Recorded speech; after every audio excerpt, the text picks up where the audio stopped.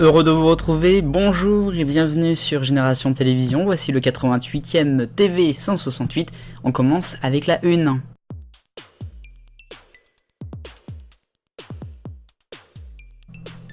Et à la une cette semaine dans le TV 168, on va commencer par le concours de la chanson de l'Eurovision, l'Eurovision adulte qui aura lieu au mois de mai prochain en Israël à Tel Aviv.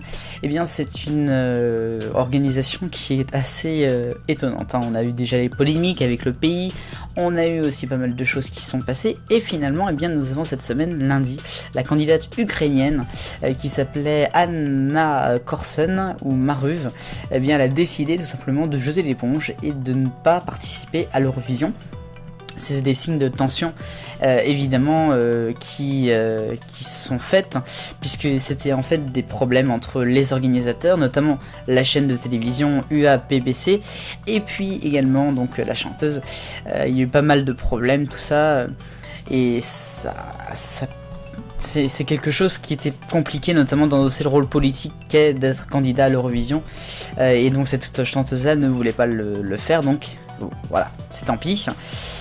On a donc quelque chose qui est assez inédit, puisque la production a demandé aux candidats qui est arrivé aux sélections en Ukraine 2, 3e et 4e de pouvoir peut-être participer, et ils ont tous refusé, ce qui fait donc que l'Ukraine, pour la deuxième fois après 2015, ne participera pas à l'Eurovision adulte.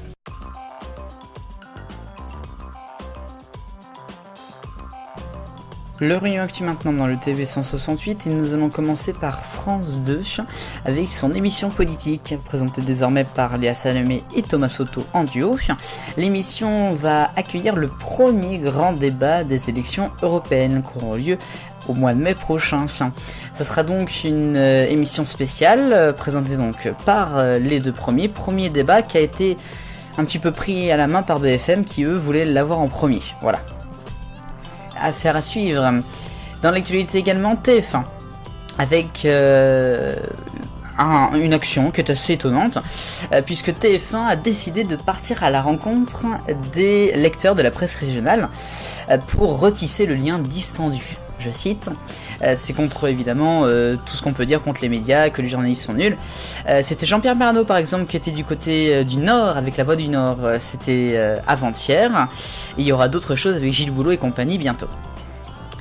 Et puis TF1 toujours, plus précisément New One qui est la filiale de TF1 qui bien avec Bibiane Godefroy qui est la patronne en fait, a notamment acheté et a pris des parts, une participation de 60% quand même, dans le groupe belge de Mensen qui produit plusieurs séries notamment qu'on peut voir en Belgique. Affaire à suivre aussi.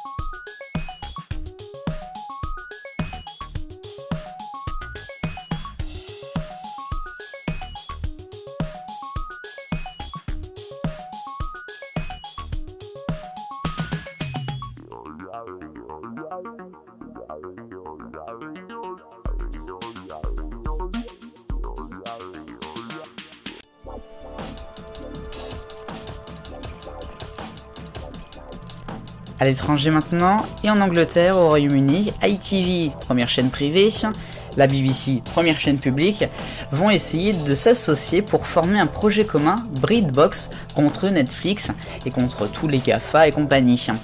C'est un projet de SVOD comme Salto qui pourrait être fait en France avec M6, TF1 et France TV. Ça serait 5 livres en tout, 5,80 €.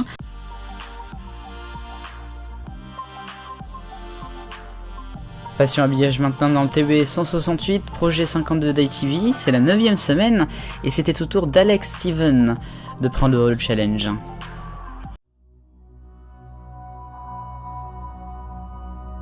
Good morning, and as a new week dawns, we have another fresh look on ITV with resident artist Alex Stevens taking on the challenge. To find out more, search ITV Creates for all the details. Now though, time for all the latest from the Oscars with Piers and Susanna. Here's Good Morning Britain to help kickstart your Monday.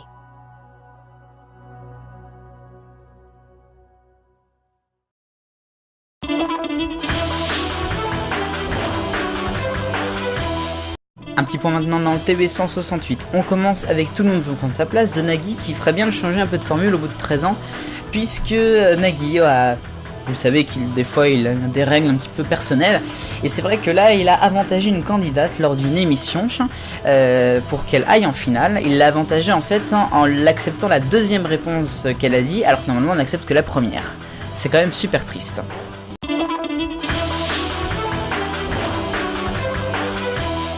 Les points, il n'y en a pas assez, vous en voulez encore? Eh bien on continue avec France 2 toujours, mais cette fois-ci le prime time de samedi soir. Le plus beau pays du monde, c'était le documentaire commenté par Gérard Lanvin et de Frédéric Fouja. Eh bien ce documentaire a eu un problème technique avec les pistes audio au début de l'émission. Alors ça va pas impacter les audiences, mais quand même, il sera pas content le réalisateur, pas du tout. Heureusement qu'il y avait quand même les bruits des animaux.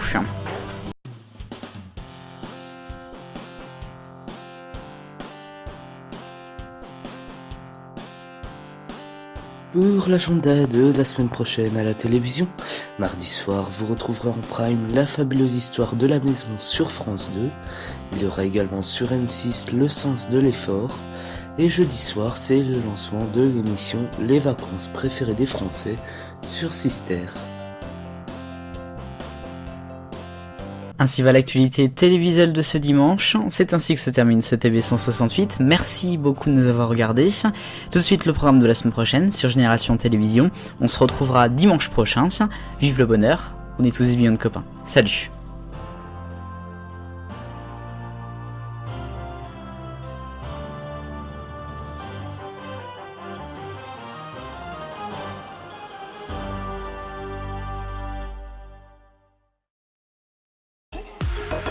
Pour votre semaine de vidéos sur Génération Télévision du lundi 4 au dimanche 10 mars 2019. Demain lundi, Il était une fois Gulli avec Daniel. Mardi, ça sera Cocktail Pub sur Canal+ en 2007. Mercredi 24h sur BFM TV. Jeudi, bonus de l'archive, le CD d'aujourd'hui. Vendredi, l'archive intégrale sur Antenne 2 avec le journal de la nuit. Et puis samedi, arrêt sur Animé qui sera consacré au dessin animé Frog et Fou Furet.